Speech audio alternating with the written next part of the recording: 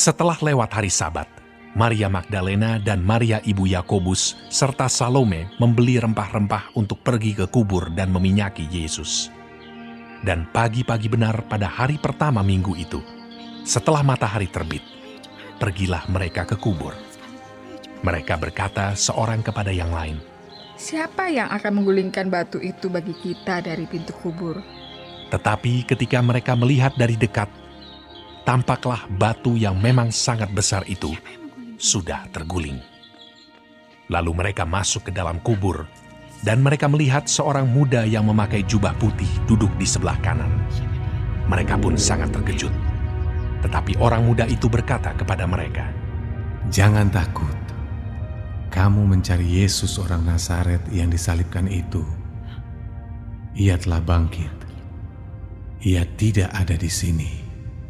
Lihat, inilah tempat mereka membaringkan dia. Tetapi sekarang pergilah, katakanlah kepada murid-muridnya dan kepada Petrus. Ia mendahului kamu ke Galilea. Di sana kamu akan melihat dia, seperti yang sudah dikatakannya kepada kamu." Lalu mereka keluar dan lari meninggalkan kubur itu, sebab gentar dan dahsyat menimpa mereka. Mereka tidak mengatakan apa-apa kepada siapapun juga karena takut. Dengan singkat mereka sampaikan semua pesan itu kepada Petrus dan teman-temannya. Sesudah itu, Yesus sendiri dengan perantaraan murid-muridnya memberitakan dari timur ke barat berita yang kudus dan tak terbinasakan tentang keselamatan yang kekal itu.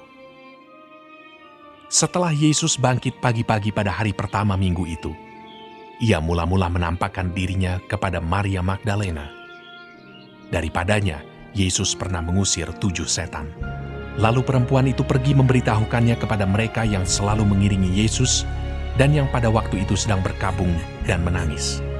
Tetapi ketika mereka mendengar bahwa Yesus hidup dan telah dilihat olehnya, mereka tidak percaya. Sesudah itu, ia menampakkan diri dalam rupa yang lain kepada 2 orang dari mereka ketika keduanya dalam perjalanan keluar kota. Lalu kembalilah mereka dan memberitahukannya kepada teman-teman yang lain. Tetapi kepada mereka pun teman-teman itu tidak percaya. Akhirnya ia menampakkan diri kepada ke-11 orang itu ketika mereka sedang makan. Dan ia mencela ketidakpercayaan dan kedegilan hati mereka. Oleh karena mereka tidak percaya kepada orang-orang yang telah melihat dia sesudah kebangkitannya. Lalu ia berkata kepada mereka, "Pergilah ke seluruh dunia, beritakanlah Injil kepada segala makhluk. Siapa yang percaya dan dibaptis akan diselamatkan, tetapi siapa yang tidak percaya akan dihukum. Tanda-tanda ini akan menyertai orang-orang yang percaya. Mereka akan mengusir setan-setan demi namaku. Mereka akan berbicara dalam bahasa-bahasa yang baru bagi mereka. Mereka akan memegang ular, dan sekalipun mereka minum racun maut, mereka tidak akan mendapat celaka. Mereka akan meletakkan tangannya atas orang sakit, dan orang itu akan sembuh." Sesudah Tuhan Yesus berbicara demikian kepada mereka, terangkatlah ia ke sorga, lalu duduk di sebelah kanan Allah.